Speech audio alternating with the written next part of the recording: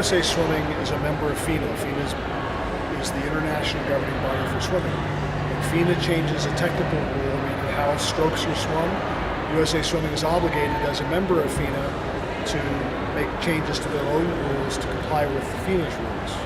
FINA changes rules, has an opportunity to change rules once every 4 years. So what happens is there are various ways rules are brought up. Sometimes people throughout the country have something that they're worried about and they present it to the head of the committee. Sometimes it comes up by officials. Most of the time it does get brought up by officials or people who are on the rules committee that see that something needs to be adjusted. To be honest, a lot of times it is just about the verbiage used in a rule and knowing that it should be clearer. But what happens is we collect those until the committee gets together.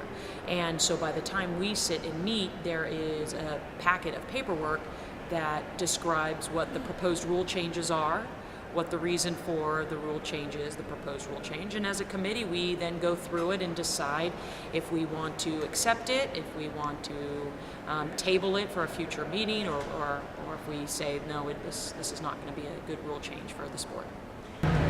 After rules are changed, there are communications sent to all the federations, and then from the federation to their individual officials with interpretations. Sometimes the wording without an interpretation might be understood differently across the world, and our desire is that everybody applies the rules exactly the same. So it's not really difficult, but it does take a lot of communication. Those get hard because what happens anytime there's a technical rule change, the officials look even closer towards it. So you see some disqualifications that maybe don't need to be there. When an official observes a disqualification, they step away and they go talk to a chief judge. The official, this would happen at a club meet or it would happen here. The turn or stroke official will report the disqualification that they saw to the chief judge. The chief judge will radio it in over the radio. The deck referee, the person who blows the whistle, is the person who is listening to what's coming in from the chief judge. The chief judge will recommend that they either accept or they reject the call. Here, there's an added level. They go to video review.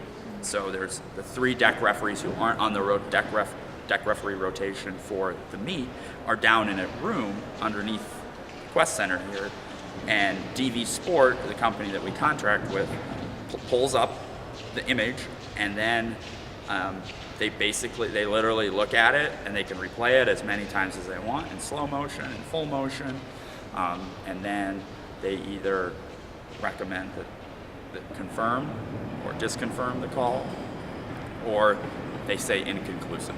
It's inconclusive. The referee normally will question the judge who made the observation for a little more detail, and unless the referee thinks that the judge misinterpreted the rule, the referee will uphold the call and disqualify the swimmer. What we have to understand is that while we use videotape at Olympic trials and the Olympic Games and World Championships and the biggest meets in the world, it's easy to have access to the technology, whereas in reality, when you go to a regular age group meet, you don't have that technology, you don't have the time. You've got 500 swimmers swimming at a meet and they all have to get out of there in 3 hours.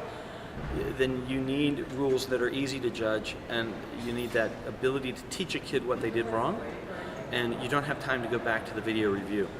So while it's important when people are going for gold medals, it's important that the rules are also easy enough on the age group side to stay consistent with the teaching process from young all the way to the Olympics, without having to go to the videotape every time to see whether or not they're 1 degree over on their back or on their front as they come off the wall.